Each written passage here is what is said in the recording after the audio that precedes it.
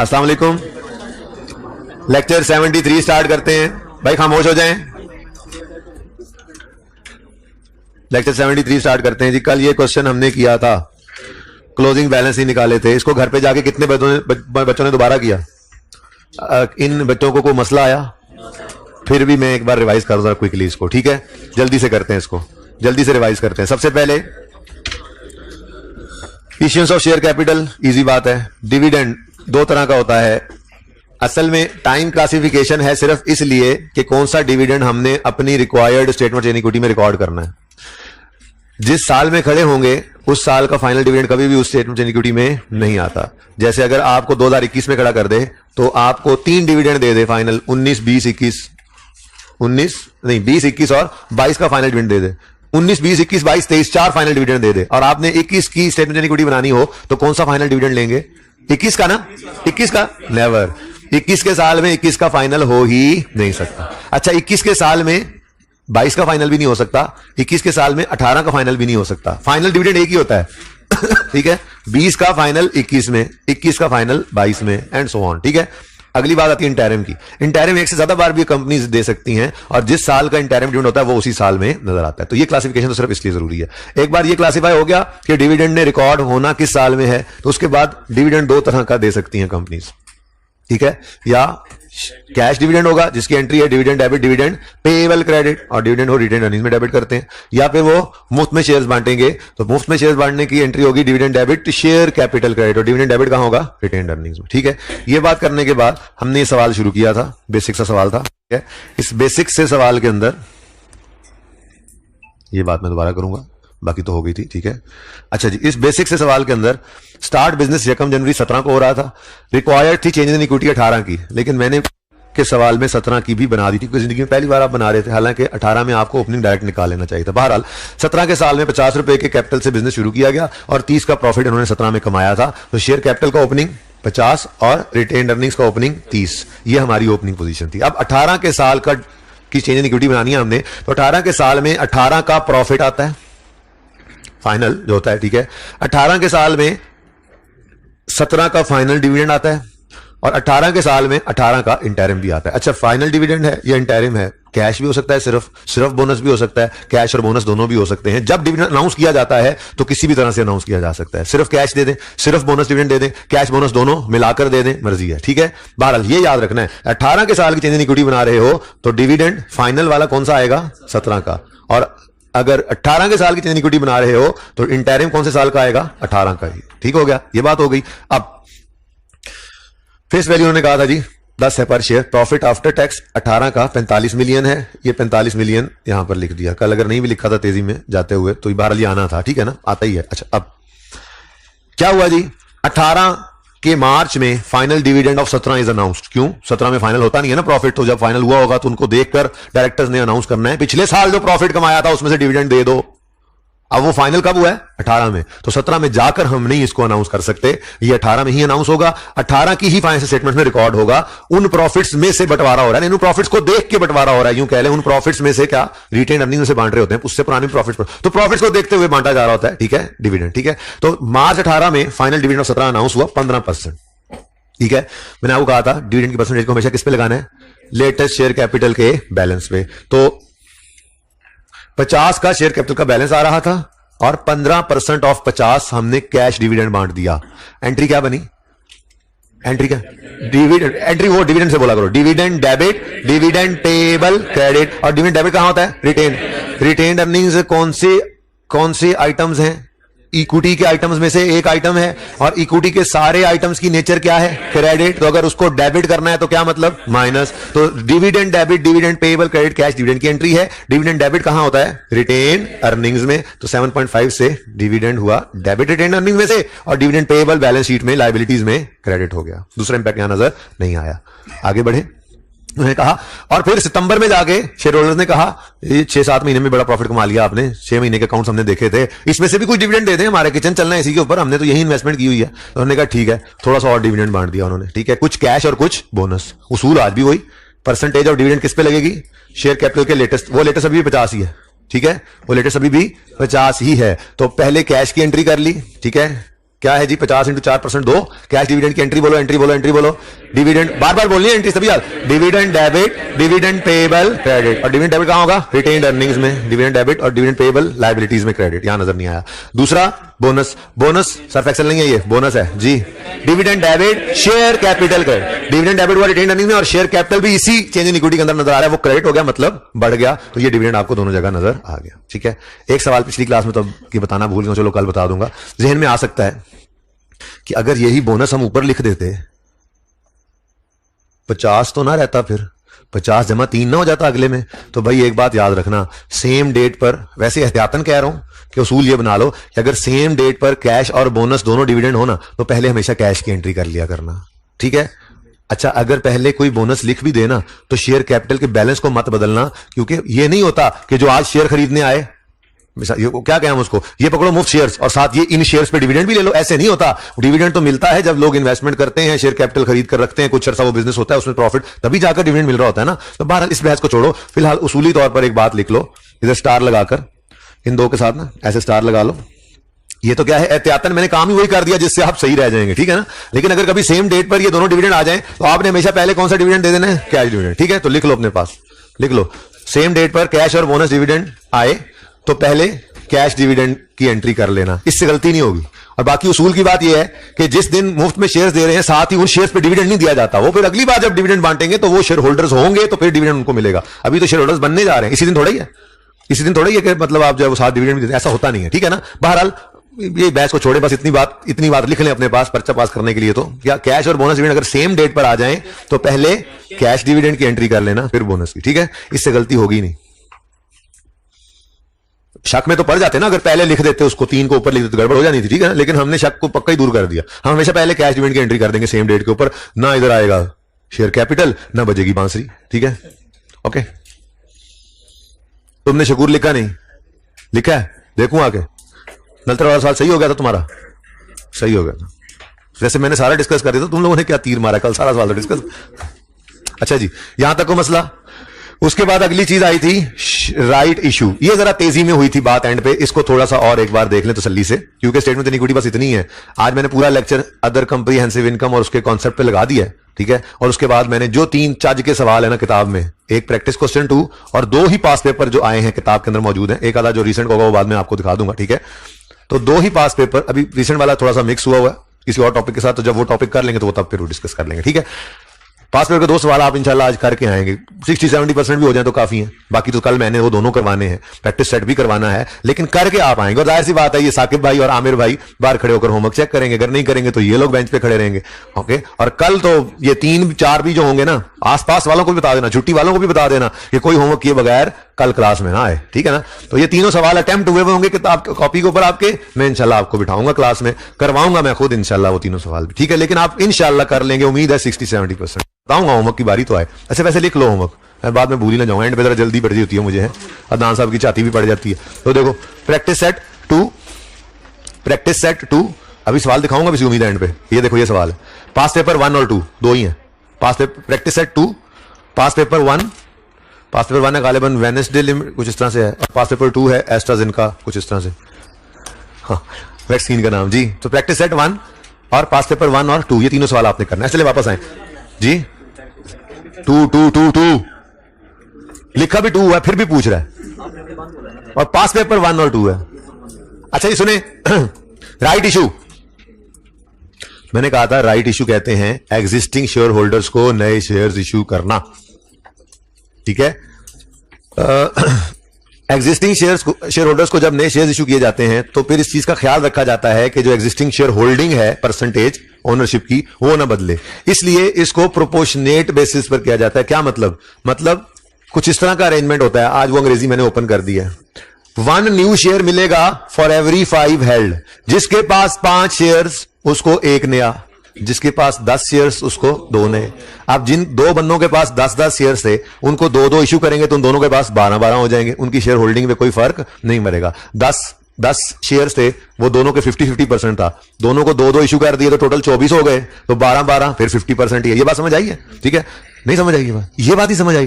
5 shares हर बंदे, जिस बंदे के पास 5 शेयर्स हैं उसको 1 नया शेयर मिल जाएगा, तो जिसके पास 10 हैं उसको 2 मिल जाएंगे, जिसके पास 100 हैं उसको 20, 50, 20। अब मिसाल के तौर पे दो ही शेयर होल्डर्स थे हमारे, ठीक है, दोनों के पास 100 शेयर्स थे, यानी टोटल 200 थे, दो शेयर होल्डर से एक 100 दोनों के पास था। शेयर होल्डिंग की परसेंटेज क्या थी?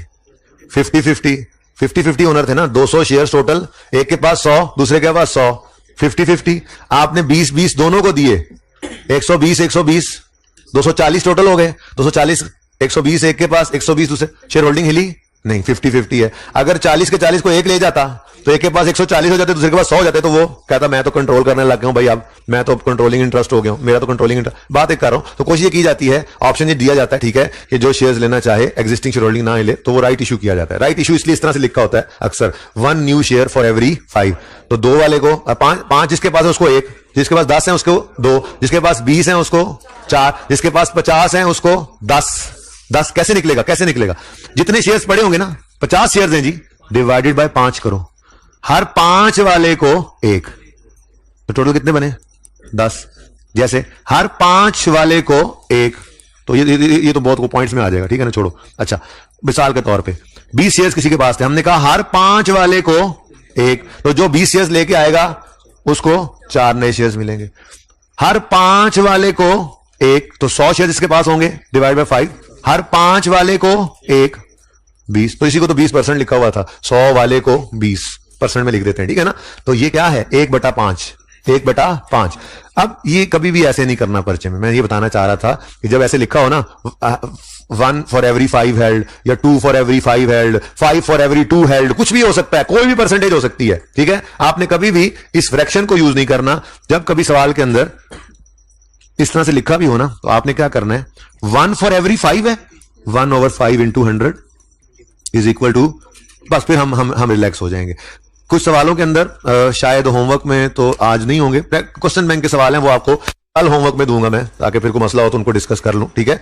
कल तो मैं पास पेपर और वो प्रैक्टिस सेट कर रहे हैं ना डिस्कस, ठीक है, तो तैयार तो हो जाएंगे पर्चे के लिए कल, लेकिन फिर भी क्वेश्चन बैंक के सवालों में कुछ बातें हैं, वो चलो साथ साथ वो भी हो जाएंगे डिस्कस, ठीक है। वो फिर संडे को होमवर्क कर लोगे ऑनवर्ड्स। तो 20, हाँ, तो रात को वापस जाके क्रिकेट खेल के वापस जाना, ठीक है, कर लेना, काम तो करना है, काम से छुट्टी नहीं होती। सुनो, कभी कभी परसेंटेज की बजाय डिविडेंड भी रुपीस पर शेयर में देगा, हम उसको भी परसेंटेज में कन्वर्ट करेंगे, क्योंकि हम परसेंटेजेस के साथ जरा कंफर्टेबल रहते हैं, ठीक है। तो इस तरह से लिखा हो, 2 for every 5 2/5, 3 for every 5 3/5, percentage निकाल के हम उसी से चला करेंगे, ठीक है ना। अच्छा, क्योंकि ये जरा ना टेक्निकल हो जाता है, कभी कभी गलती के चांसेस ज्यादा हैं, तो इसलिए हम ये काम नहीं किया करेंगे, ओके। ये काम हमने नहीं करना। सवाल में वो दे दे तो जो बात कहेगा हम उसको परसेंटेज में कन्वर्ट कर लेंगे, वैसे सवाल के अंदर परसेंटेज में ही कन्वर्टेड था, ठीक है। अच्छा जी, चलो वापस आओ। राइट इशू किया है हमने, राइट इशू किया है 20%। यूं भी लिखा हो सकता था 1 फॉर एवरी 5, तो उसको भी हम 1/5 करके 20% ही करते, ठीक है ना। क्या मतलब कि अगर पहले कंपनी के पास 100 शेयर थे तो उन्होंने 20 नए इशू किए, 1000 थे तो 200 नए इशू किए, लाख थे तो इसी तरह से परसेंटेज लग गई ना, कि जितने नंबर ऑफ शेयर्स एग्जिस्टिंग होते हैं उसी की प्रोपोर्शन में नए शेयर्स इशू हो रहे हैं, ठीक है। अब इसलिए मैंने आपको कहा था कि राइट इशू की एडजस्टमेंट आप 3 स्टेप्स के अंदर किया करेंगे परफॉर्म। पहला स्टेप घर जाके किया था ना सवाल, कुछ तो रिवाइज मैंने छुपाई हुई है वर्किंग। पहला step, number of shares immediately before right issue निकालो, ताकि आप परसेंटेज लगा के नंबर ऑफ न्यू शेयर्स जो इशू है वो निकाल सको, ठीक है। तो सबसे पहला क्या काम करना होगा, नंबर ऑफ शेयर्स निकालने हैं इमीडिएटली बिफोर राइट इशू। अब राइट इशू हो रहा है, ये छुपा लो, राइट इशू मैंने छुपा लिया। उससे पहले कितना शेयर कैपिटल पड़ा है, 50 भी है और 3 मुफ्त वाले भी हैं।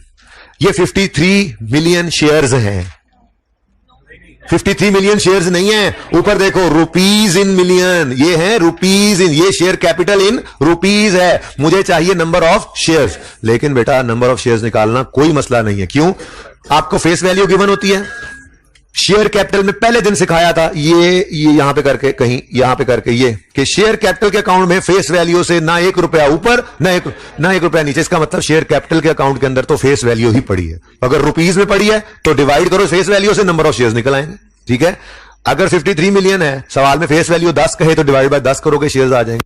कह दे 100 है तो डिवाइड बाय 100 करो, नंबर ऑफ शेयर्स आ जाएंगे। 1000 है फेस वैल्यू, 1000 जो सवाल कहेगा वही फेस वैल्यू डिवाइड कर दोगे आप, ठीक है ना। तो स्टेप 1 में क्या करना है आपने, number of shares immediately before right issue निकालने। तो आप कहोगे ये तो है ₹53 मिलियन, और सवाल ने कहा था फेस वैल्यू हर शेयर की कितनी है ₹10, ठीक है। तो 53 मिलियन शेयर्स नहीं है, 53 मिलियन रुपीस का शेयर कैपिटल इशूड है। नंबर ऑफ शेयर्स कितने हैं किसी ने पूछा, हमने कहा जी ये 53 मिलियन रुपयों को 10 से डिवाइड कर दो, नंबर ऑफ शेयर्स आ जाएंगे राइट इशू से पहले, ठीक है। तो स्टेप 1 में number of shares immediately before right issue हमने निकाले थे ₹53 मिलियन डिवाइडेड बाय 10 करके। तो कितने शेयर्स इन इशू हैं, 5.3 मिलियन, ठीक है जी। फिर नंबर ऑफ राइट शेयर्स कितने हैं, अब इसी की परसेंटेज। अच्छा ऐसे भी कर सकते थे आप, ये देखो 5.3 मिलियन शेयर्स थे, हर 5 वाले को 1, तो आंसर यही आना था, लेकिन ऐसे करना नहीं है, मैंने आपको कहा, ठीक है ना। 1.06 निकालने का तरीका यही है, इसको 1/5, 5 वाले को 1 की बजाय 1/5 करो, परसेंटेज निकालो और परसेंटेज अप्लाई करो। ऐसे नहीं किया करेंगे, बता दिया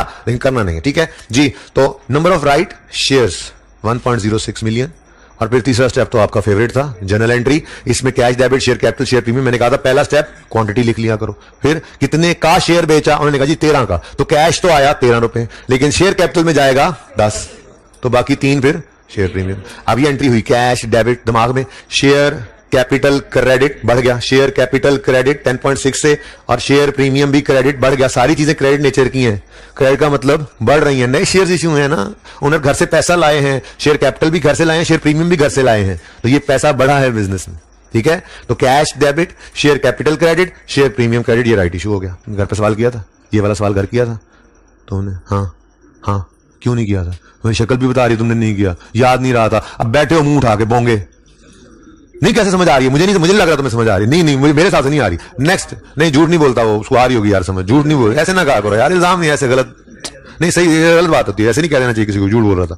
हाँ जी, आखिरी क्या एडजस्टमेंट थी जी, at year end management decide to transfer 12 million from retained earnings to general reserves. निकालो रिटेन्ड अर्निंग्स में से एंट्री में बोलूं अगर, तो ये क्रेडिट नेचर की चीज में से कुछ माइनस हो रहा है, डेबिट, और क्रेडिट नेचर की चीज में प्लस हो रहा है, तो क्रेडिट, यानी इसकी जनरल एंट्री को बोले तो वो ये होगी retained earnings debit, general reserve credit, ठीक है। लेकिन कोई एंट्री नहीं, बस हमने ट्रांसफर कर दिया। ऐसे ही मैंने पिछली क्लास में ना ये बनाया है कि जी आपको याद होगा एक एंट्री हम रीवैल्यूएशन में भी किया करते थे, revaluation surplus debit retained earnings credit, याद है, ट्रांसफर ऑफ इंक्रीमेंटल डेप्रिसिएशन। वही वाली डिस्कशन असल में आज करनी तो यहां पर अगर वो होती फिगर तो क्या एंट्री होती, रीवैल्यूएशन सरप्लस डेबिट माइनस और रिटेन्ड अर्निंग्स क्रेडिट प्लस, ठीक है, सही है। चलिए, इसके टोटल्स कल नहीं किए थे, पिछली क्लास के बच्चों ने टोटल करवाए मुझे, आप भी देख लें, यही टोटल था, आपने भी यही टोटल्स किए थे, इंशाल्लाह यही होंगे, हमने किए नहीं है घर पे। फाइनल जब प्रेपरेशन के लिए बैठेंगे ना, फाइनल रिवीजन में, उस वक्त करेंगे टोटल, और फिर वो टोटल कुछ और आएगा, फिर ना सर होंगे, ना कोई पूछने वाला होगा, ना बताने वाला होगा, तब तक फिर वेट कर ले, अभी करें टोटल तो चेक करें। अच्छा, अब ये जो क्लोजिंग है ना, क्लोजिंग, ये बैलेंस शीट के फेस पर जाते हैं ऐसे, ठीक है, यानी कि फाइनेंशियल स्टेटमेंट्स कैसे बनती हैं, इनकम स्टेटमेंट बनती है, फिर statement of changes in equity बनती है, इसके क्लोजिंग्स भी बाकी क्लोजिंग्स की तरह से बैलेंस शीट के अंदर चले जाते हैं। यूजर को क्लोजिंग इक्विटी आइटम्स नहीं चाहिए, यूजर कहता है मुझे बताओ ये क्लोजिंग तक कैसे पहुंचे, हमने कहा जी आओ आपको बताते हैं कैसे पहुंचे। साल के शुरू में 50 का शेयर कैपिटल पड़ा था, 3 मिलियन के शेयर्स मुफ्त में बांटे, 10 या 6 मिलियन शेयर्स जो है वो पैसे लेकर बांटे, इशू किए नए। फिर शेयर प्रीमियम में भी 3.18 आ रहा है, फिर रिटेन्ड अर्निंग्स पड़ी थी 30, कुछ फाइनल डिविडेंड बांटा, फिर कुछ इंटरिम बांटा, फिर इस साल का प्रॉफिट आया, फिर कुछ ट्रांसफर किया और क्लोजिंग इतना पड़ा है। ये सारी मूवमेंट इक्विटी की सारी मूवमेंट होती है statement of changes in equity, इसीलिए ये फॉर द ईयर बनती है, ये एज ऑन नहीं है। फॉर द ईयर क्या मूवमेंट है जी, ओपनिंग से क्लोजिंग तक ये हुआ। अब ये क्लोजिंग उठेंगे और क्लोजिंग उठ के कहां चले जाएंगे, बैलेंस शीट में, ठीक है जी। ये है पूरी कहानी। कोई क्वेश्चन है तो पूछ सकते हैं आप, वरना फिर आज की मेन बात शुरू करें।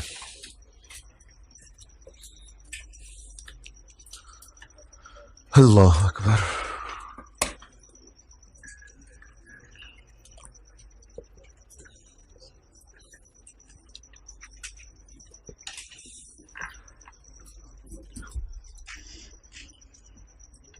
बहुत देर कर दी मेहरबान आते आते। तुमने नलतर वाला सवाल किया हुआ है, तुमने ये वाला सवाल घर पे किया था, ये नहीं किया था, और फिर तुम लेट भी आए।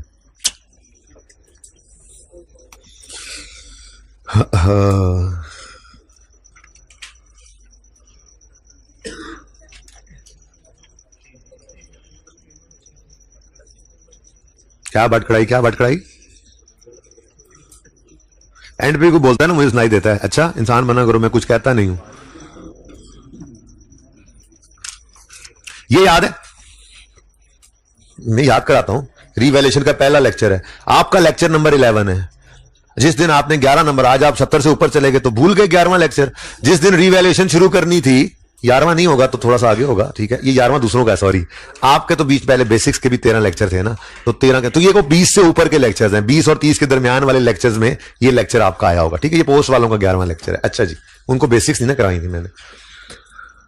फॉर द ईयर प्रॉफिट आता है, वो प्रॉफिट निकल कर रिटेन्ड, 21 का प्रॉफिट 35 था, रिटेन्ड अर्निंग्स में आके ऐड हुआ, डिविडेंड कोई नहीं था, क्लोजिंग रिटेन्ड अर्निंग्स 35 है। बैलेंस शीट में शेयर कैपिटल 50 है और रिटेन्ड अर्निंग्स 35 है।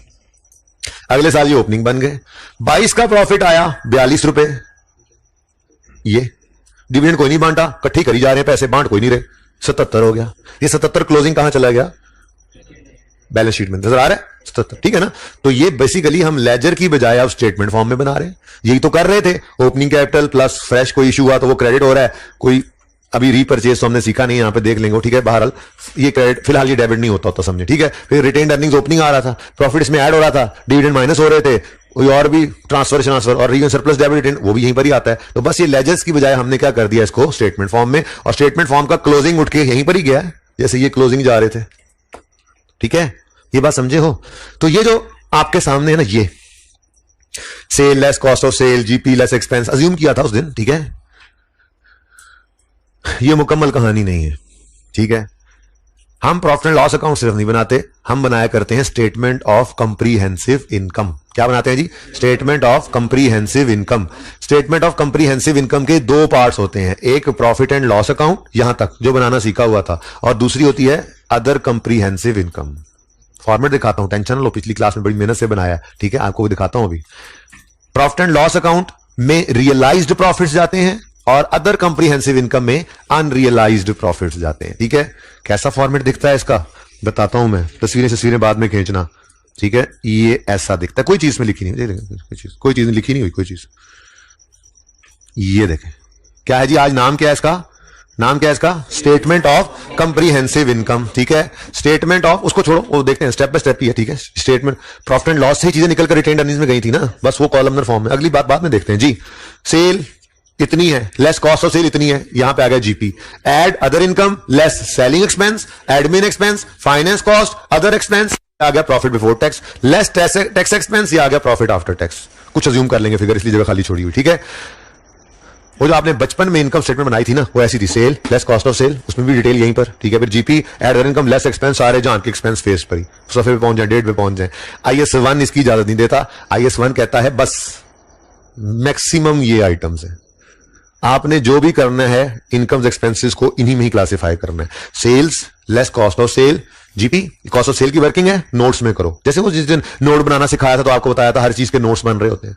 सेल की कोई डिटेल है, लेस ट्रेड डिस्काउंट करना है, लेस करना है, आप तो सेल डिस्काउंट भी, उसमें कैश डिस्काउंट भी माइनस होता है, ठीक है। कैश डिस्काउंट अगर आपने माइनस करना है, या आपने जो है वो रिटर्न्स को माइनस करना है वर्किंग में, फेस पे लाइन आइटम नया नहीं आ सकता, ठीक है। कॉस्ट ऑफ सेल में ओपनिंग स्टॉक प्लस परचेज, ये यहां पे नहीं, वर्किंग में, ठीक है।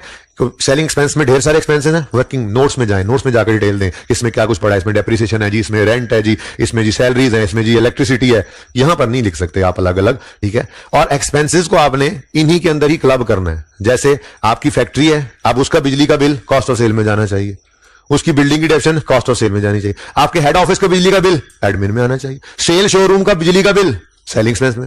तो भी IS 1 ने कहा कि बस यही है, इसी के अंदर ही आपने रखना है। बहरहाल ये इनकम स्टेटमेंट हमने यहां FAR 1 में बनानी नहीं है, इसलिए ये दिखानी इसलिए जरूरी है कि जो मैंने सिर्फ इक्विटी सिखानी है ना, उसके लिए ये फॉर्मेट समझाना जरूरी है। तो रट्टा भी लग सकता था, लेकिन इससे फायदा ये हो जाएगा कि आपको यहां पर ये बात सीखने को मिल जाएगी, FAR 2 में ये वाली इनकम स्टेटमेंट आपने जाके बनानी है, फाइनल अकाउंट्स के अंदर यही वाली बनानी है, ठीक है। अच्छा, तो sale less cost of sale, GP add other income less expenses, कौन कौन से, selling, admin, finance, other expense, profit before tax, tax minus किया, और प्रॉफिट आफ्टर टैक्स।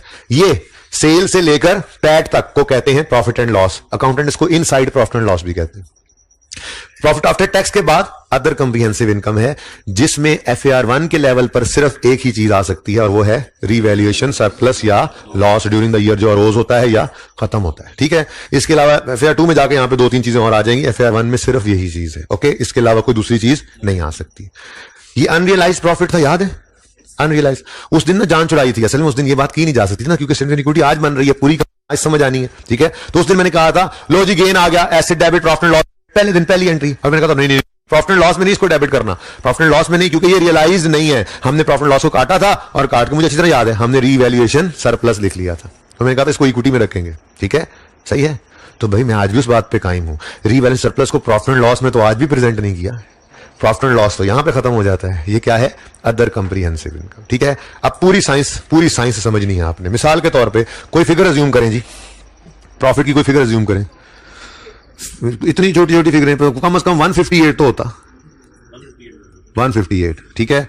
और रीवैल्यूएशन सरप्लस की भी कोई फिगर छोटी सी, अब जैसे जरा छोटी रखना, ठीक है, 22, चलो जी ऐसे अज्यूम कर लिया। अब ये फॉर द ईयर प्रॉफिट है, ये प्रॉफिट इसको छोड़ो, ये कुछ है ही नहीं फिलहाल, समझो इतने तक पड़ा है। ये नेट प्रॉफिट आया, ये नेट प्रॉफिट कहां जाता है? कहां जाता है? कैपिटल नहीं है, जमाना गुजर गया, बचपन गुजर गया, शुक्र खुदा का खौफ करो, कैपिटल को तो कब से छोड़ दिया हमने। रिटेन्ड अर्निंग्स बनाते हुए हमें 50 लेक्चर हो गए हैं, ठीक है। हाँ, ये प्रॉफिट यहां से निकलकर रिटेन्ड अर्निंग्स में जाता है, तो आज भी रिटेन्ड अर्निंग्स में जाएगा। देखो देखो, ये लाल वाली गाड़ी में बैठ के जाएगा, लाल वाली बत्ती है, और ये रिटेन्ड अर्निंग्स में, ठीक है। और ये हाँ जी पढ़ लें वरना फिर पता ही है आपको। ये रिवैल्यूएशन सरप्लस, ये यहां से निकला, ये सबज बत्ती वाली गाड़ी में, आज नीली बत्ती नहीं, आज सबज बत्ती है।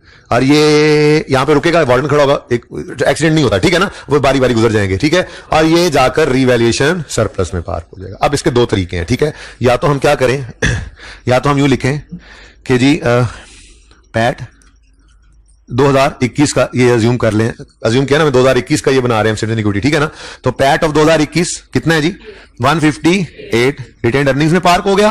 और रीवैल्यूएशन सरप्लस जो अरोज हुआ 2021 में, हमने अज्यूम किया कितना है? 22, ये रीवैल्यूएशन सरप्लस में। ये बात समझ आई है? तो कोई ये मुझे नहीं कह सकता कि सर आपने तो एंट्री सिखाई थी asset debit revaluation surplus credit, तो रियल सरप्लस तो इक्विटी में आता है। आप ये 2 दफा शो कर रहे हैं 22, 2 दफा शो नहीं हो रहा। अगर ये बात है तो फिर प्रॉफिट भी 2 दफा शो हो रहा है। और भाई वो वहां पे सेल्स, कॉस्ट ऑफ सेल वगैरह नेट होकर आंसर आया 158। ये 158 वहां से निकाल के इधर रख दिया। फॉर द ईयर वो प्रेजेंट हुआ वहां पे, ठीक है ना, सब इनकम एक्सपेंसेस प्रेजेंट हुए, फॉर द ईयर प्रॉफिट निकला, वहां से प्रॉफिट निकलकर ये आ गया। अगली बार जब स्टेटमेंट कॉम्प्रिहेंसिव इनकम बनेगी ना, उसमें प्रॉफिट एंड लॉस जब बनेगा तो वो फिर सिफर से शुरू होगा, सिफर से सेल्स, कॉस्ट ऑफ सेल, सब कुछ, नया प्रॉफिट आएगा, वो वहां थोड़ी पड़ा होगा, तो यहां पड़ा होता है। ऐसे ही अदर कॉम्प्रिहेंसिव इनकम में रिवैल्यूएशन सरप्लस है, यहां से निकला, ये पोस्ट हो गया, ठीक है। अगली बार वहां पे कुछ नहीं होगा। एक बात तो ये हो गई, ठीक है। अच्छा, अब इसका एक तरीका है, वो तरीका ये है कि इनको अलग अलग लिखने की बजाय किताबें, और अकाउंटेंट्स क्या करते हैं, पहले तो अकाउंटेंट्स ये करते हैं कि इस 22 को काटने के लिए इसके ऊपर लिखते हैं, ठीक है जी। तो अलग अलग लिखने की बजाय अकाउंटेंट्स क्या करते हैं, वो कहते हैं जी ऐसा कर लो कि आमने सामने इनको लिख लो 22, और यहां पे प्रॉफिट लिखने की बजाय टोटल कंप्रीहेंसिव इनकम लिखो। जान छुड़ाओ, 2-2 बार क्यों लिखते हो, ठीक है। ओपनिंग का जी भी जाएगा, मुझे लग रहा है जाना ही था बेचारे ने, ओपनिंग जी। तो 21 की टोटल कंप्रीहेंसिव इनकम में प्रॉफिट भी और आमने सामने आ गया, क्योंकि देखो ना इधर ये 158 और 22 इनका टोटल क्या बनेगा। मैं वैसे इसमें इंटरेस्टेड नहीं हूं, मैं लिखना नहीं चाह रहा, लेकिन 180 बनेगा। 180 क्या है, उसको कहते हैं टोटल कंप्रीहेंसिव इनकम। तो हम यूं लिख सकते हैं ना, टोटल कंप्रीहेंसिव इनकम के सामने 158 रिटेन्ड अर्निंग्स में ये पैट है, और 22 रियल सरप्लस में ये रिवैल्यूएशन सरप्लस है। लिख सकते हैं, नहीं लिख सकते, ठीक है, आपकी मर्जी है जैसे लिखें। मैं इसी को पसंद करता हूं, 150 और 22 को सामने सामने लिखना। और क्योंकि प्रोफेशनली ऐसी ही आपको स्टेटमेंट इक्विटीज आप जब भी फाइनेंस स्टेटमेंट ओपन करेंगे आपको ऐसे ही नजर आएंगी, ठीक है, अलग अलग नजर नहीं आएंगी। तो जो काम करना ही है आगे जाके आपने जिंदगी में, तो अभी से करना शुरू कर दो ना। वो जरा आसान लगता है, लेकिन कोई नहीं, अब ये भी आसान है, एक बार बता दिया तो ये भी आसान है ना, ठीक है, ओके। चलो इसको फिर मिटाता नहीं हूं, चलो पढ़ा है। अच्छा जी, अब मिसाल के तौर पर कोई डिविडेंड होगा तो वो यहां से माइनस होगा। मैं कहता हूं कोई नहीं, डिविडेंड बांटा ही नहीं हमने, ठीक है। अच्छा, और साल के एंड पे एक ट्रांसफर की एंट्री होती थी, कुछ याद है? वो ट्रांसफर की एंट्री होती थी रीवैल्यूएशन सरप्लस डेबिट, मिसाल के तौर पे 2 रुपए, तो revaluation surplus debit retained earnings credit. अब फर्क क्या पता चला? फर्क ये पता चला कि जब रीवैल्यूएशन सरप्लस अरोज होगा ना ड्यूरिंग द ईयर, तो वो ओसीआई से प्रेजेंट होकर इक्विटी में आ जाएगा। उसके बाद अगर कोई ट्रांसफर की एंट्री होगी तो ये उधर नहीं जाएगी, ये विद इन इक्विटी की मूवमेंट है। ऐसे थोड़ी समझ आएगा, पूरा सवाल करवाना है मैंने, वो 3 रिवैल्यूएशन वाला 2-2 साल बाद वाला, ऐसे कैसे आपकी जान छूटेगी यहां से? ऐसे थोड़ा ही 3 सवाल होमवर्क में दे दिए एग्जाम लेवल के, 2 पास पेपर जो आए हुए हैं, और तीसरा उससे भी अच्छा प्रैक्टिस क्वेश्चन सवाल करेंगे हम इंशाल्लाह। लेकिन थोड़ी सी जरा जहन तो बना लो थोड़ा सा, ठीक है। तो ये समझ आ गई है, पैट निकलकर रिटेन्ड अर्निंग्स में आता है और रिवैल्यूएशन सरप्लस निकलकर अब देखे ना, इस प्रॉफिट ने दोबारा उधर वापस नहीं जाना ईयर एंड पे। मिसाल के तौर पे अगर ये यहां पर पार्क हो गया, अगले साल में क्या ये प्रॉफिट उधर वापस चला जाएगा? नहीं। अगले साल में क्या ये सरप्लस उधर वापस चला जाएगा? नहीं। वो फॉर द ईयर था, वहां पे चीजें प्रेजेंट हुई, इधर पहुंच गई, वो खत्म। ठीक है ना? तो जब अरोज होगा, प्रेजेंट होगा सरप्लस वहां पे, ठीक है, वहां से आ जाएगा यहां पे। लेकिन जब ये इंक्रीमेंट ऑप्शन वगैरह की एंट्री होगी तो वो विद इन इक्विटी चलती रहेगी। अगले 10 साल तक ऐसे दोबारा रिवैल्यू ना हो, अगले 10 साल सरप्लस कोई नहीं नजर आएगा फॉर द ईयर किसी भी कंप्रिहेंसिव इनकम के अंदर। लेकिन अगले 10 साल ये एंट्री होती रहेगी, होती रहेगी, होती रहेगी। और सही है, यहां तक कि ये बिल्कुल ही खत्म हो जाए। ठीक है, जबानी बातों में मजा आता। ठीक है, हम अपना सवाल करते हैं, किया हुआ सवाल, किया हुआ सवाल किधर है? ये सवाल याद है जी? 59, क्वेश्चन नंबर 59 याद है? मुझे एंट्रीज अभी तक वही लिखी हुई है। ठीक है, चलो वो एंट्रीज को यूज नहीं करनी, हम नई एंट्रीज करेंगे, लेकिन एंट्री सिर्फ मतलब की करेंगे। कुछ याद आया सवाल? 3 रिवैल्यूएशंस, ईद से पहले ये सवाल किया था, फिर छोटी ईद आ गई थी, फिर ईद के बाद हमने ये सवाल किया था, गालिबन बीच में ईद आ गई थी। याद है कुछ कुछ? ठीक है ना, तो सारा कुछ भूल गए थे। अगली बार आप आए थे, 3-4 दिन मेरे यहां जाया हो गए थे इस वजह से, सिर्फ इस वजह से कि आप ईद से पहले पता नहीं जो कुछ था वो भूल गए थे ईद के बाद तक। नींद आ रही है? अच्छा, और डामा नींद। ओके जी।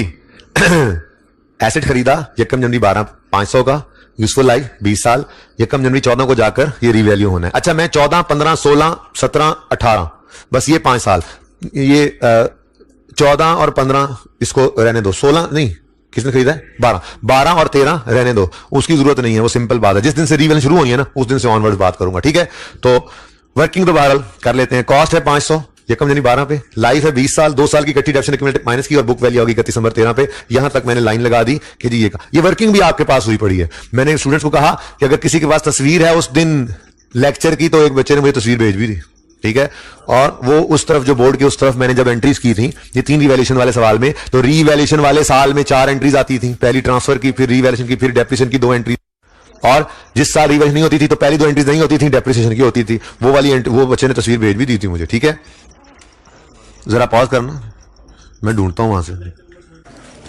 अच्छा जी, वैसे यहां से नजर तो शायद आपको आए शायद ना आए, लेकिन कुछ बात इस तरह की आजा थी, कुछ बात इस तरह की थी। ठीक है जी, ये 14 के साल में, उससे पहले यहां से रिवैल्यूएशन, ये रिवैल्यूएशन हुई थी, तो रिवैल्यूएशन की थोड़ा बहुत नजर आ रहा होगा। ये एंट्री दोबारा करनी है, लेकिन मैंने सिर्फ मतलब की एंट्री करनी है, बाकी यहीं से देख लेंगे। ये कम 14 पर एसेट रिवैल्यू हो रहा है, तो पहले ट्रांसफर की entry, accumulation debit, asset credit, फिर asset debit, revaluation surplus credit. आज ये एंट्री सिर्फ बदलनी है। आज इस एंट्री में हमने लिखना है revaluation surplus in OCI credit. फिर ईयर एंड पे डेप्रिसिएशन हुई और ट्रांसफर हुई, इस ट्रांसफर में हमने रिवैल्यूएशन सरप्लस इन ओसीआई नहीं लिखना, इसमें नहीं लिखना। ठीक है, फिर उसके बाद अगला साल रिवैल्यूएशन नहीं हुई तो रिवैल्यूएशन की एंट्रीज नहीं है। ट्रांसफर की एंट्री भी है, डेप्शन की भी है, यहां डेप्शन की एंट्री, इस ट्रांसफर में रिवैल्यूएशन सरप्लस आती ओसीआई नहीं लिखना। तो मतलब जिस दिन रिवैल्यूएशन सरप्लस अरोज होगा, यानी जिस दिन रिवैल्यूएशन हो रही होगी, उसमें अगर रिवैल्यूएशन सरप्लस का अकाउंट हिट होगा तो वो इन ओसीआई प्रेजेंट होगा, उसके अलावा नहीं। फिर अगले साल में एसेट फिर रिवैल्यू हुआ और लॉस आया, सरप्लस सारा ही गया, तो दूसरी एंट्री कोई नहीं, और फिर इसी तरह से अगला साल आ रहा है। तो ये वाला काम हमने किया हुआ है। ये हमारी क्लास में हुआ सवाल है, ये देखो, यही वाला सवाल मैं दोबारा कर रहा हूं। बस फर्क सिर्फ ये है कि मैंने यहां पर 25 और 25 की बजाय जंप यहां पर लगाया ना, डायरेक्ट मैंने 50-2 कर दिए थे, इससे आगे वर्किंग चल रही है। ठीक है, मैंने कहा बता दूं कि किया हुआ काम दोबारा कर रहे हैं। आज हमने कुछ खास नहीं पढ़ा, आज सिर्फ टाइम जाया किया। ठीक है ओके जी, तो ये काम चल रहा था। तो बाकी एंट्रीज मैं नहीं करूंगा, बाकी एंट्री जबानी है, जिसने देखनी है वो अपने लेक्चर नंबर को ओपन करके देख लेगा। ओके, घर जाके देख लेना, जरूरत नहीं है आपको एंट्रीज आती हैं, ऐसे ऐसे एंट्रीज आप बोलेंगे। ठीक है, 14 के साल में पहली एंट्री, ये देखो भाई, 14 के साल में मुझे पता है किस एंट्री में इंटरेस्ट होगा, ये जिस दिन रिवैल्यूएशन हो रही है, रिवैल्यूएशन की एंट्री। भाई मैं बोलो यार, जिस दिन रिवैल्यूएशन हो रही है, इस तरह से अगली तीसरी रिवैल्यूएशन पे भी जाएंगे इंशाल्लाह। ठीक है, तो ये ग्रीन कलर की एंट्री जो है, इसमें मेरा इंटरेस्ट होगा, और फिर देखेंगे ट्रांसफर की एंट्री होनी है नहीं होनी। तो ये एंट्रीज थोड़ी बहुत मैं करूंगा, बाकी जबानी बोलूंगा सारी एंट्रीज। ठीक है, लेकिन 14 के साल से, उससे पहले नहीं। ओके, चलें शुरू करते हैं जी। 14 के साल में यकम जनवरी 14 अभी दिखाकर आया आपको, ये पहली एंट्री होनी है ट्रांसफर की। ठीक है, ये एक्यूमुलेशन डेबिट, एसेट क्रेडिट नजर आ रहा है, गुजारेगा थोड़ा बहुत। ठीक है, नहीं आ रहा कोई गल नहीं, अल्लाह पाक खैर करे, आंखों का इलाज कराओ जी, आंखें बड़ी नेमत ने। तो यकम जनवरी 14 पर accumulated depreciation debit, asset credit, ये ट्रांसफर की एंट्री हम नहीं कर रहे। दूसरी एंट्री होती थी ये वाली, एसेट डेबिट, इतनी देर सब कुछ करने तो बाद पाई इतने आके ब्लॉक हो गया, उन्हें कहा इन्ना भजा रहे हो मैनू जी। एसेट डेबिट, आमिर को बुला लें यार, एसेट डेबिट रहने दें, asset debit revaluation surplus in OCI credit. आप सारी एंट्रीज कहीं सफे के ऊपर ना लिख लें, ठीक है ना, जल्दी जल्दी एंट्रीज लिखनी है, लेकिन जल्दी जल्दी नए सफे के ऊपर जल्दी जल्दी पर 14 से, ठीक है। और जिनके पास वो लेक्चर निकल आया है वो तो सुभान अल्लाह, उन्होंने तो कमाल ही कर दिया। वो उस लेक्चर में सिर्फ इन ओसीआई ऐड करते जाएंगे जहां जहां मैं कहूंगा। ओके, तो पहली एंट्री, कितने बच्चों को मिल गया वो लेक्चर?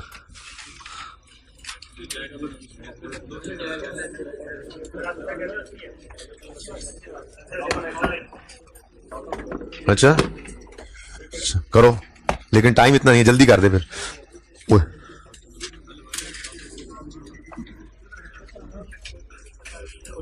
पॉज करें आमिर भाई, छोड़े सारी एंट्रीज को, छोड़े, दबा करें, छोड़े। ये तस्वीर आ गई, मैं देख भी लूं।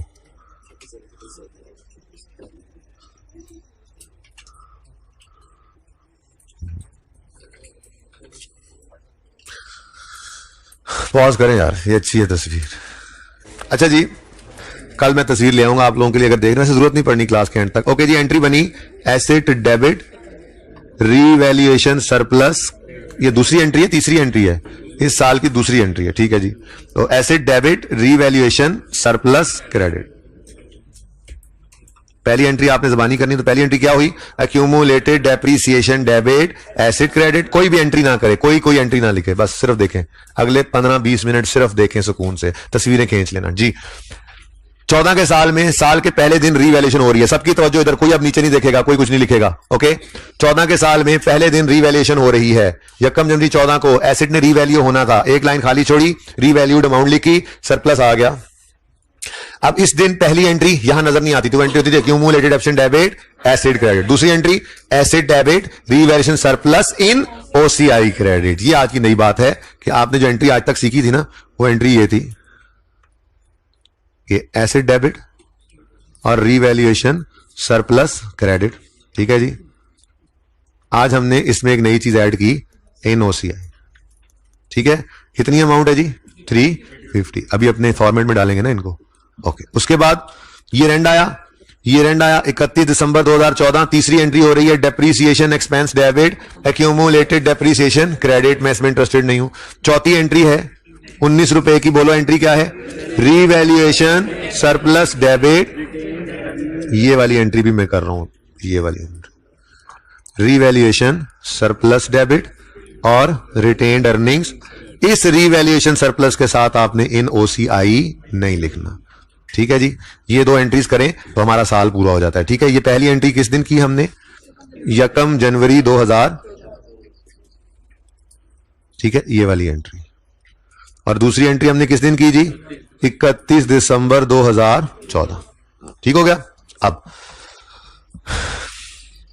ये जी मैं 14, 15, 16 एक्सट्रैक्ट बनाऊंगा, इसके अंदर मैं profit and loss, profit after tax की फिगर अज्यूम करनी है, कोई फिगर अज्यूम करा दो, कुछ भी 1050, ऐसे ही दिल में आया मेरे, पिछली क्लास पता नहीं क्या था, 1500 तक गालिबन 1050, ये क्या है? Profit after tax. अच्छा, अब 14 का साल है जी, 14 के साल में बाकी सब चीजें सब कुछ हुआ, ठीक है ना। ये पहली एंट्री, एसेट बढ़ गया और रीवैल्यूएशन सरप्लस इन ओसीआई भी पॉजिटिव बढ़ गया, कितने से? 300, ये ठीक हो गया। अब ये इन ओसीआई प्रेजेंट हुआ और वहां से अपनी अपनी गाड़ी में ये लोग बैठे, लाल गाड़ी वाला रिटेन्ड अर्निंग्स में पहुंचाओ जरा, कितना जी? 10। मैंने रिटेन्ड अर्निंग्स ओपनिंग कुछ नहीं अज्यूम किया, इसलिए क्लोजिंग भी कुछ नहीं लिया, बस प्रेजेंटेशन देख लो, सिर्फ इसका पता है मुझे। ये 0 क्यों लिख दिया मैंने? ये 0 क्यों? इससे पहले कभी एसिड रीवैल्यू 350 से ऊपर कुछ भी नहीं है रीवैल्यू सरप्लस में, तो इस पे मैं कंफर्म हूं। बाकी ये पता नहीं कितना है, मेरी तो एग्जांपल थी ना, तो अज्यूम मैंने कर लिया क्वेश्चन मार्क x, पता नहीं कितना है। कुछ करना चाहो तो ये भी अज्यूम कर, लेकिन इतनी असम्पशंस क्या लेनी है, जरूरत नहीं है, ठीक है ना। जो चीज सिखानी है वो मैंने यहां पर जब वो ले लिया, ठीक है। अच्छा, तो रीवैल्यूएशन सरप्लस 350, ये सबज बत्ती वाली गाड़ी में बैठकर ये आ गया रीवैल्यूएशन सरप्लस। इकट्ठा मैंने बोल दिया था कि टीसीआई लिखकर 2014 लिख देना, आमने सामने लिख देना, कोई मसला नहीं है, जगह जगह भी बच जाती है इससे, यहां तक कोई मसला। अब 31 दिसंबर 14 आया और 31 दिसंबर 14 पर एंट्री पास हो रही है रीवैल्यूएशन, बोलो revaluation surplus debit retained earnings credit, revaluation surplus debit कितने से? 19 से, और रिटेन्ड अर्निंग्स क्रेडिट 19 से। अब ये वाली एंट्री क्या ओसीआई में नजर आई है? तो इसीलिए इस दूसरी एंट्री के साथ मैंने इन ओसीआई नहीं लिखा हुआ। ये ड्यूरिंग, ये विद इन इक्विटी मूवमेंट है। अगले ये कितने साल पे डेप्रिशिएट किया था? 18 पे नहीं, ये फिगर कितने पे डेप्रिशिएट किया है? 16 साल पे नहीं, 18 पे, हाँ 44, 18 साल तक अगर दोबारा कभी रिवैल्यूएशन ना हो तो 18 साल तक इधर कुछ भी नहीं आना, और 18 साल तक हर साल ये एंट्री होती रहेगी, होती रहेगी, होती रहेगी, यहां तक कि ये 350 नील हो जाएगा, साथ के साथ एसेट भी नील हो जाएगा। ये बात समझ आइए। तो जिस दिन रिवैल्यूएशन हुई, अगर उस दिन रिवैल्यूएशन सरप्लस का अकाउंट हिट हो रहा है तो वो फॉर द ईयर प्रेजेंट होकर इधर आएगा। अभी तो मैंने बढ़ाया है ना, अभी अगली एंट्री में कम भी होगा ये, ठीक है। ये बात कुछ कुछ पल्ले पड़ना शुरू हुई अब, ठीक है। तो रिवैल्यू सरप्लस क्लोजिंग कितना रह गया? 350 में से, अब ये अज्यूम ना करो, ये तो फिगर एग्जैक्ट है, ये तो बता दो। 331 वर्किंग के साथ भी मैच करेगा। 31 दिसंबर 14 पर 331 ही नजर आ रहा है, ठीक है। अब थोड़ी सी पिक्ट्यूरे समझ आइए, थोड़ी सी पिक्ट्यूरे, ये पिक्ट्यूरे, ये आपको अगली बात आपको पता है कि ये क्लोजिंग में कहां जाना है, ये इक्विटी में जाएंगे, शेयर कैपिटल क्लोजिंग, ये रिटर्न अर्निंग का वो छोड़ो, ठीक है, वो बता दिया आपको, ठीक है। अच्छा ये देखो, ये पूरी पिक्ट्यूरे है, कुछ कुछ पल्ले पड़ रही है बात, कुछ कुछ पल्ले पड़ रही है। ग्रीन एंट्री पे मुझे ज्यादा फोकस था। ग्रीन एंट्री जब आई तो रीवैल्यूएशन सरप्लस इन ओसीआई लिखा हमने, अब वो ब्लैक ही हो गया, चलो ठीक है। ये बात समझे हो, आगे बढ़ते हैं। नेक्स्ट ईयर आया, 15 का साल आया। 15 के साल में मुझे पता है ये बंद हो गया, मैंने खुद बंद किया है। 15 के साल में मैं वही वाली तस्वीर खो रहा हूं, कम से कम तस्वीर तो थी ना, तुम अच्छी वाली भेज लो। अच्छा जी 15 का साल आया। 15 के साल में दोबारा रीवैल्यूएशन कोई नहीं हो रही, रीवैल्यूएशन कोई नहीं हुई, तो रीवैल्यूएशन की दोनों एंट्रीज भी कोई नहीं, पहली दूसरी एंट्री कोई नहीं हुई। तो पहली एंट्री कौन सी? 31 दिसंबर 15 पे डेप्रिसिएशन डेबिट एक्यूमुलेटेड डेप्शन क्रेडिट 44 से, ये एंट्री मैं पास नहीं करूंगा। दूसरी एंट्री कौन सी हुई? ये इस 19 की एंट्री हुई, ये 19 की, ये 19 की एंट्री। ये अब किस दिन हो रही है जी? ये 31 दिसंबर 15 पर हो रही है, और इसकी एंट्री हो रही है अगेन वही रीवैल्यूएशन सरप्लस डेबिट और रीटेन्ड अर्निंग्स क्रेडिट। और अगेन देखो रीवैल्यूएशन सरप्लस तो लिखा हुआ है लेकिन उसके साथ इन ओसीआई नहीं। तो यही मैं आपसे अर्ज कर रहा था कि अगले 18 साल तक अगर रीवैल्यूएशन कभी भी ना हो तो अगले 18 साल ये एंट्री पड़ती रहेगी। ओसीआई में कुछ नहीं नजर आएगा, इधर कुछ नहीं नजर आएगा, फॉर द ईयर रोज ही कुछ नहीं हुआ। यानी इधर देखो कोई सरप्लस आया 15 में, देखो। तो यहां पे अब क्योंकि मैं लिख नहीं सकता ना, इसको मैं दूसरी पिक्चर बना के लाऊंगा कल पेस्ट करके, ठीक है ना। तो वहां पे पहली एंट्री में आपने क्या लिखा है आज? 350 पर asset debit in surplus in OCI credit, लेकिन नीचे वाले पे इन ओसीआई नहीं लिखा। अगले साल में आए वो था ही नहीं, लेकिन साल के एंड पे ट्रांसफर तो हुआ ना। अब इस ट्रांसफर की एंट्री पड़ी, इधर देखो, ये देखो, कुछ अज्यूम करो जी, प्रॉफिट को फिगर अज्यूम कर लो, कुछ फिगर अज्यूम कर लो यार, कितने निकम्मे लोग हो। प्रॉफिट बढ़ाओ, बिजनेस ग्रो करो, 1600 ऐसे, ठीक है। अच्छा अब मुझे बताओ असल मतलब की बात, रीवैल्यूएशन सरप्लस इन ओसीआई कितना आया 15 में? कख नहीं है, कोई रीवैल्यूएशन ही नहीं हुई, तो यहां पे कुछ नहीं आ रहा, ठीक है। अब ये 1600 लाल गाड़ी पे बैठकर भागा, अब गाड़ियां वही है, ठीक है ना, ठीक है, इधर ही पहुंचा देना, ओके। कितनी गाड़ियां बनाऊं मैं, ठीक है। तो यहां से ये स्टॉप है, तो 1600 यहां से निकला, स्टॉप पे आया, गाड़ी में बैठा और यहां से अपने कॉलम में, ठीक है। लेकिन ये इधर 15 का प्रॉफिट 15 की रिटेन अर्निंग्स में, ये बताया था ना। 16 का प्रॉफिट 16 में, 14 का प्रॉफिट 14 में, ठीक है। तो ये आ गया एक 1600 लाल गाड़ी वाली सवारी, और सब्ज गाड़ी वाली सवारी आज है ही कोई नहीं, ठीक है। नहीं आज नहीं है, वो आपको जिसका इंतजार था वो नहीं है। लेकिन 31 दिसंबर 15 की शाम को ट्रांसफर की एंट्री तो फिर भी हो रही है, यही तो आपको समझाया है भाई, ठीक है। फॉर द ईयर रोज नहीं हो तो नहीं हुआ, ट्रांसफर हो रहा है तो हो रहा है। तो ये फर्क था असल में, जो उस वक्त समझाता तो शायद आपको समझ ना आती, क्योंकि स्टेटमेंट इक्विटी उस दिन नहीं ना बनानी थी। तो मैंने कहा था उधार कर लो, ये बात करेंगे। कभी कभी मुंह से निकल भी जाती थी एंट्री इन ओसीआई क्रेडिट, क्योंकि उन दिनों में FIR 2 के अंदर भी रिवैल्यूएशन चल रही होती है, तो वो उन्होंने पहले से पढ़ा था। अब अगली बार जब आप FIR 2 जिंदगी में पढ़ रहे होंगे तो आपको फिर ये एंट्री में मसला तो नहीं होना चाहिए ना, ठीक है। अब आपको पता होना चाहिए कि जिस दिन रोज हुआ सरप्लस ओसीआई प्रेजेंट हुआ, जिस दिन नहीं है तो नहीं है। जो transfer of incremental depreciation to retained earnings होता है, ये फॉर द ईयर एंट्री ये रिटेन्ड अर्निंग्स में होती जाती है। अगले साल में भी यही एंट्री पड़ेगी। बोलो जी क्या एंट्री है? Revaluation surplus debit retained earnings credit. कितने से जी? कितना हो गया? 312। समझ गए बात को? पिक्चर समझ आ रही है? चलो अब अगला साल आता है और अगले साल में फिर ग्रीन वाली एंट्री आ गई है, खतरनाक एंट्री आ गई, खतरनाक एंट्री।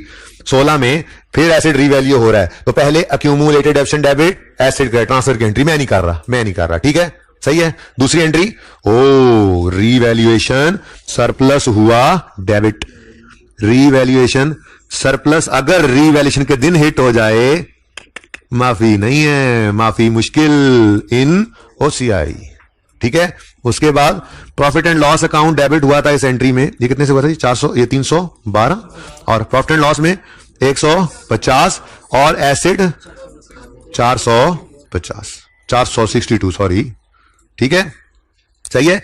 ये एंट्री किस दिन हो रही है?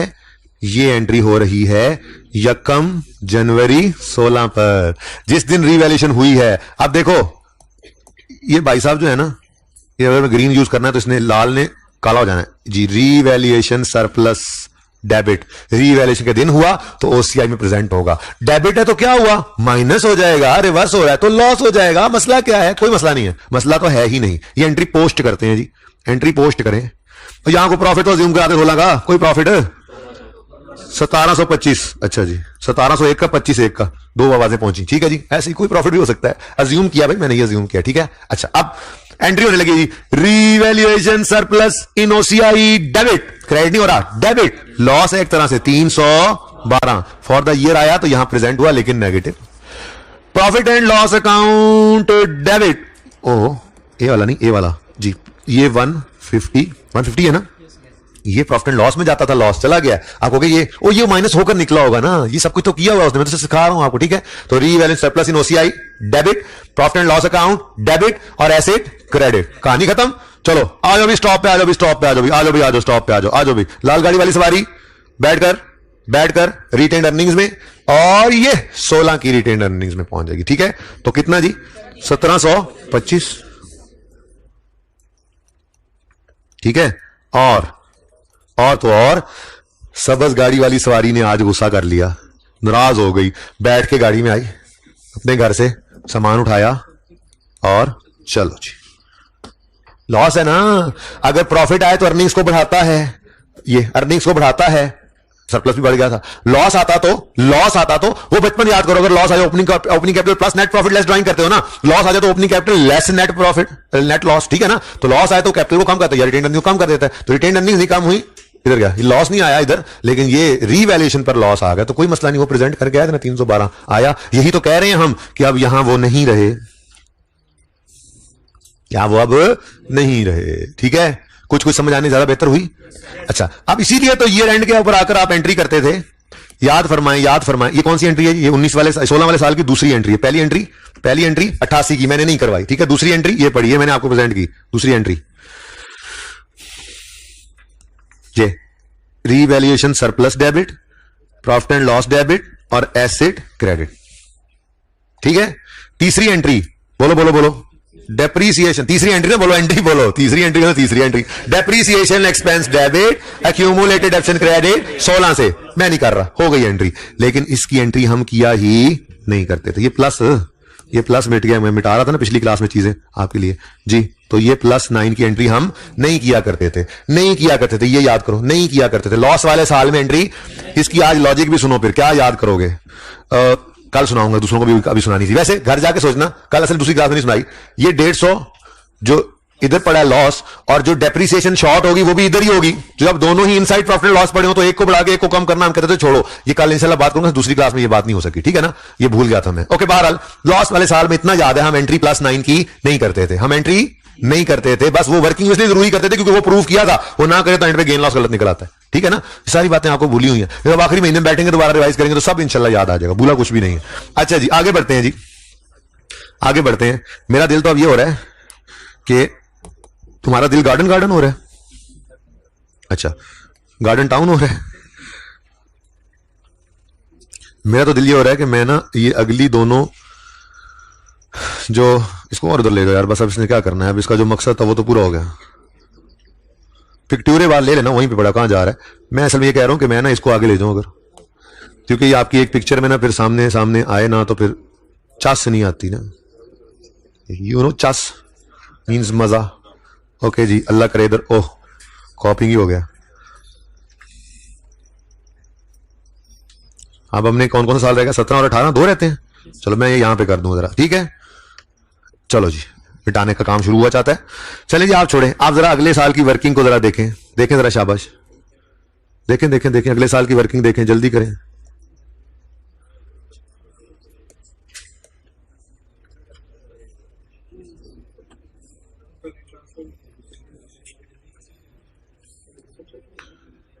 जी 16 तक तो मैं पहुंच गया हूं, 17 और 18 ही रह गया, जल्दी करें, ये तो बनेगा ही नहीं, बस यहां पे एंड हो जाएगा हमारा सवाल इंशाअल्लाह।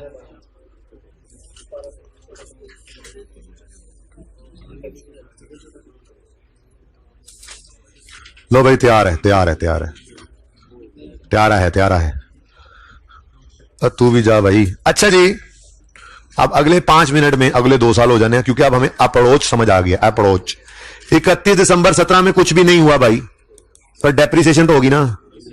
250 divide by 16, 150 divide by 16, 16 plus 9, book value बता दें, 218 और 132 का लॉस जी। अब इस साल की एंट्रीज भी जबानी कलामी, जबानी कलामी जी, बोलें जी जबानी कलामी। पहली एंट्री सिर्फ एक ही एंट्री होनी है जी, depreciation expense debit accumulated option credit, और इस साल की दूसरी एंट्री आपको पता है हम करते ही नहीं है। आप देखो 17 सिर्फ एक एंट्री नजर आ रही है, डेप्शन डेबिट मुझे नजर आ रही है, आप सुनाई तो दे रही है डेप्शन है, वरना अपने ऑनलाइन वाले पॉज करके ओपन कर लें अपना रजिस्टर, ठीक है। ये कोई कौन सा लेक्चर निकला है जी? लेक्चर 28 है जी आपके रजिस्टर्स में, जज़ाकल्लाह बच्चों जी। Depreciation expense debit accumulated debit, कहा तो था 20 और 30 के दरमियान है, अब इतनी एक्यूरेसी हो सकती है। Depreciation expense debit accumulated depreciation credit, ये एंट्री एक है, ये एंट्री प्रेजेंट करने की जरूरत नहीं थी मुझे, ठीक हो गया। अब आता है जी 18 का साल, ठीक है, क्योंकि देखो रीवैल्यूएशन नहीं ना हुई, इसलिए मैं इंटरेस्टेड ही नहीं हुआ, बाकी सारा काम तो आपको पहले ही सिखाया हुआ है। देखो मैं रीवैल्यूएशन के दिन इंटरेस्टेड हो रहा हूं बस, क्योंकि मैंने इस दिन दिखाना है आपको, जिस साल में रीवैल्यूएशन हो रही है उस साल में ये सरप्लस या लॉस नजर आता है, सिर्फ इस चीज के अंदर ये सिखा, सिर्फ इन ओसीआई जो रीवैल्यूएशन के दिन रीवैल्यूएशन सरप्लस की एंट्री में लिखा होता है ना, इन ओसीआई, सिर्फ वो चीज समझाने के लिए मैंने आज पूरा लेक्चर लगाया आप लोगों के साथ, ठीक है, लेकिन वो चीज है इंपॉर्टेंट। अच्छा एक बात सुनो, अगर पहली ही दफा लॉस आ जाए तो क्या एंट्री होती है? Profit and loss debit asset credit भाई, फिर कुछ भी ओसीआई में नहीं आना, ठीक है। हाँ पहली बार लॉस आ जाए तो जब तक रीवैल्यूएशन के दिन जो एंट्री होती है ना रीवैल्यूएशन की, ट्रांसफर के बाद वाली, उसमें रीवैल्यूएशन सरप्लस अगर हिट हो गया, चाहे डेबिट है चाहे क्रेडिट है, वो ओसीआई के अंदर प्रेजेंट होगा, ठीक है। आजो भी आजो, आजो भी आजो, आखिरी साल आ गया भी हमारा। ओहो ओहो ओहो, सॉरी सॉरी, कुछ प्रॉफिट अज्यूम कराओ भाई। 2500 पे पहुंच गए भाई, 1800, चलो 1828 कर लो, चलो 1828 जी। इधर देखो कुछ भी नहीं आया, कुछ भी नहीं आया, रीवैल्यूएशन ही नहीं हुई। अब अपनी अपनी गाड़ियों में सवार हुए, लेकिन ना आज थोड़ा सा ट्रैक बदल गया, जरा इधर चला गया, ओहो वो वापस आया, देखा ना रास्ता भी नहीं पता चल रहा उसको। और ये ग्रीन वाले का ये थोड़ा सा आज ना इधर, ठीक है ना, जरा वो अगर आगे आ गया थोड़ा सा, ठीक है। वैसे अब ये लाइनें लगाने की जरूरत भी नहीं थी, आप अल्हम्दुलिल्लाह पहुंच चुके हैं, आपने पकड़ लिया इस बात को। बहरहाल जी 1828 ये किस साल का प्रॉफिट है जी? 17 का। 17 का प्रॉफिट आएगा 17 की रिटेन्ड अर्निंग्स में, जिसका ओपनिंग होगा 1 जनवरी 17 पर और क्लोजिंग होगा 31 दिसंबर 17 पर। तो प्रॉफिट फॉर 17 है 18 है, अच्छा अच्छा अच्छा, मैंने कहा 18 का है, 1828। और इधर देखो, इधर भाई साहब का बैलेंस कितना पड़ा हुआ है भाई, पिछले साल के एंड पे 0 हो गया था, वो देखो इतना बड़ा 0, ठीक है। और इस साल भी कुछ नहीं आया, उधर मेहमानों वालों भी कोई नहीं आया, मेहमान भी कोई नहीं आ रहा, अल्लाह की रहमत होते हैं मेहमान। तो जब इधर कुछ है नहीं तो ट्रांसफर क्या करोगे, तो इधर भी कुछ नहीं आना, ठीक है। तो ये कुछ नहीं से होते हुए अभी कुछ होगा, ठीक है जी। चलो नेक्स्ट जी स्टूडेंट। हाँ हाँ जी ले जाएंगे जी जी जी, वो ये करेंगे, वो ये करेंगे, लॉस के बाद सरप्लस आ रहा है ना, ये ट्रीटमेंट होगा, देखते हैं। डेप्रिसिएशन नहीं नहीं नहीं नहीं नहीं, साल के पहले दिन रिवैल्यूएशन होगी, साल के पहले दिन रिवैल्यूएशन जी। 1 जनवरी 18 पर एक लैंड खाली छो, रिवैल्यूड अमाउंट लिखो लिखो लिखो लिखो लिखो 600, ठीक है। तो 600 पर एसिड पहुंच गया, ओए बहारें लग गई, खुशियां आ गई जी। रिवैल्यूएशन सरप्लस आ गया 382, इसने पहले तो जाके खाया इस लॉस को, और कितना बचा 250 का सरप्लस बच गया। हो सरप्लस, तुम हिट हो गए, हम इंटरेस्टेड हैं फिर। ये ग्रीन एंट्री है, ये ग्रीन एंट्री है, और यही ग्रीन एंट्री हमें चाहिए थी, और ये वाली एंट्री करेंगे हम ओ मार्कर से, ठीक है। ये इससे तो नहीं होगी ये एंट्री जी, उम्मीद है आप समझ गए हैं, होमवर्क में पहले ही लिखवा चुका हूं, अल्हम्दुलिल्लाह मिशन अकम्प्लिश्ड। 1 जनवरी 18 पर क्या एंट्री होगी भाई? 1 जनवरी 18 पर क्या एंट्री होगी? एसेट बढ़ गया, एसेट बढ़ गया, एसेट बढ़ गया, एसिड डेबिट, ठीक है, नहीं इसको थोड़ा ऊपर लिखें, एसिड डेबिट जी, कितने से 382 से, revaluation surplus in OCI credit 250 से, और प्रॉफिट एंड लॉस अकाउंट आ गया, प्रॉफिट एंड लॉस क्रेडिट किधर गया, प्रॉफिट एंड लॉस क्रेडिट आ गया 132 से, ठीक हो गया जी। ये किस दिन एंट्री फरमाई आपने, 1 जनवरी 18 पर, ठीक है जी। अच्छा लो भाई, लो भाई, लो भाई, कोई प्रॉफिट अज्यूम करा लो भाई, कोई प्रॉफिट अज्यूम करा लो भाई, भाई 2000 से ऊपर चले भी जाओ अब आप लोग, 2100 का प्रॉफिट आया, ठीक है, ओके जी, 2000, तरक्की कर रहे हैं हम, तरक्की कर रहे हैं, अभी शुक्र है 20 नहीं था, कोरोना ने भी आना था, 18 सॉरी,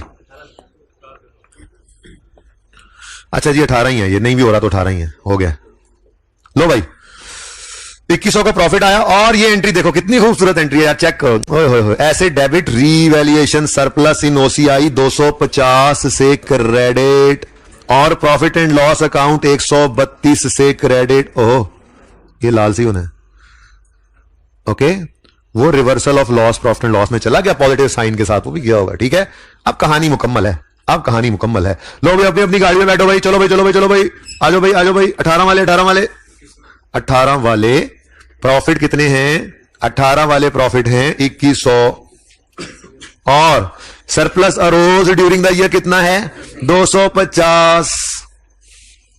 अब इससे ज्यादा मैं कुछ नहीं कर सकता इस कॉन्सेप्ट में, ठीक है। अच्छा जी, उसके बाद ये रेंड आएगा, आएगा बोलो, ये रेंड आएगा जी, बिल्कुल आएगा, 31 दिसंबर 18 आएगा, और डेप्रीसिएशन होगी 600 बटा 14 और 250 बटा 14 जी, थोड़ा सा जज्बाती होकर लेके हूं जी, 43 और 18, ठीक है जी।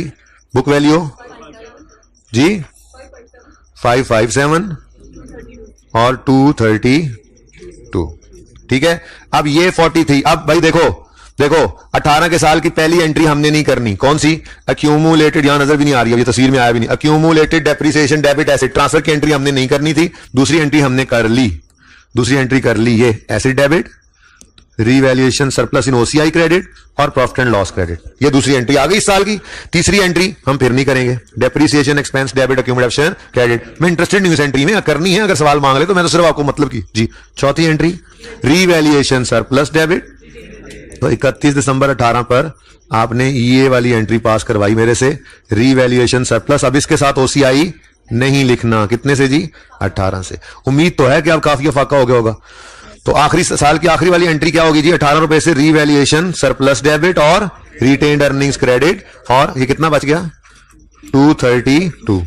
मुकाओ भी सही के बस सवाल नो कर ही जाना है जी, सही है जी। ये है जी पूरी पिक्ट्यूरे, ये है दरअसल पूरी, बाकी बत्ती तो चूंकि आपके पास पहले से थी इसलिए मैं उसको छुपा दिया है, और ये सारी पिक्ट्यूरे है। इसमें आपने सिर्फ क्या करना है, एक मिनट, ये तो ब्लू ग्रीन किया ही नहीं था, इधर देखो, आपकी सिर्फ 3 एंट्रीज जो आपने उस लेक्चर 28 था ना, लेक्चर 28 की जितनी एंट्रीज थी उन सब में से सिर्फ 3 एंट्रीज में यकम जनवरी 14 वाली के सरप्लस के साथ 350 के साथ ओसीआई लिखना है, यकम जनवरी 16 वाले 312 के साथ ओसीआई लिखना है, और यकम जनवरी 18 वाले 250 के साथ ओसीआई लिखना है, बस। बाकी सारी एंट्रीज आपकी वही की वही हैं, सिर्फ ये इन ओसीआई हमने यहां पे लिखना था। अगली कहानी आपको सारी समझ आ गई, जिस साल सरप्लस आता है वो प्रॉफिट एंड लॉस के नीचे वाले हिस्से में प्रेजेंट होकर अपने घर आता है, ठीक है, और मूवमेंट जो बाद वाली है वो विद इन इक्विटी होती है, ठीक है जी। अच्छा जी, वो एंट्रीज हम क्या करने देख के, वो आपके पास वर्किंग भी है ना। अच्छा ये तस्वीर तो कहने दो, क्योंकि ये नजर आ रही होगी बच्चों को, फिर बाकी कुछ नहीं भी नजर आती कुछ बच्चों को।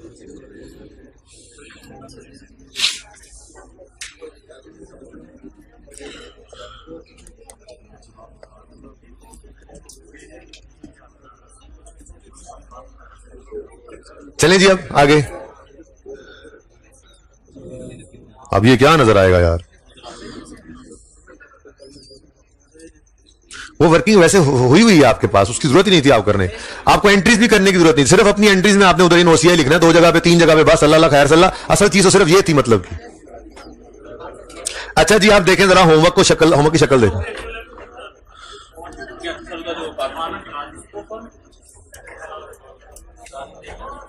ये फॉर्मेट खराब हो गया, इतना को देख लो बस, ये आगे इसमें मिक्स हो गया, वो मैं सही कर दूंगा फिर अगली क्लास से पहले, इसलिए वो वाली साइड बना लो, अगला तो समझ आ ही गया आपको। यार होमवर्क दिखाने दो मुझे प्लीज।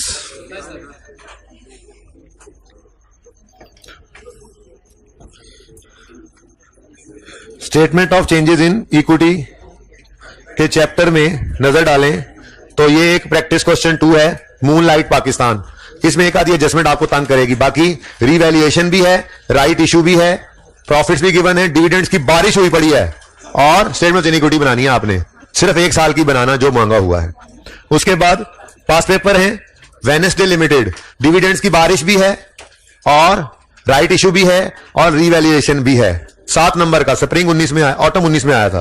फिर एस्ट्राजेनेका है, फिर रीवैल्यूएशन भी है, डिविडेंड्स की बारिश भी है और रीवैल्यूएशन टिका के है। 8 नंबर का ये स्प्रिंग 21 में आया था। इतने ही होते हैं, काम भी इतना का। इतनी देर समझाने पे क्यों लगाइए कि 5 मिनट के अंदर ये सवाल हो जाए तुम्हारा, हो जाएगा इंशाल्लाह। ठीक है जी, तो पास पेपर 1 और 2 और प्रैक्टिस क्वेश्चन 2 ये खत्म हो गए तो इंशाल्लाह टॉपिक खत्म है। जिंदगी रही तो कल मिलेंगे। अल्लाह हाफिज।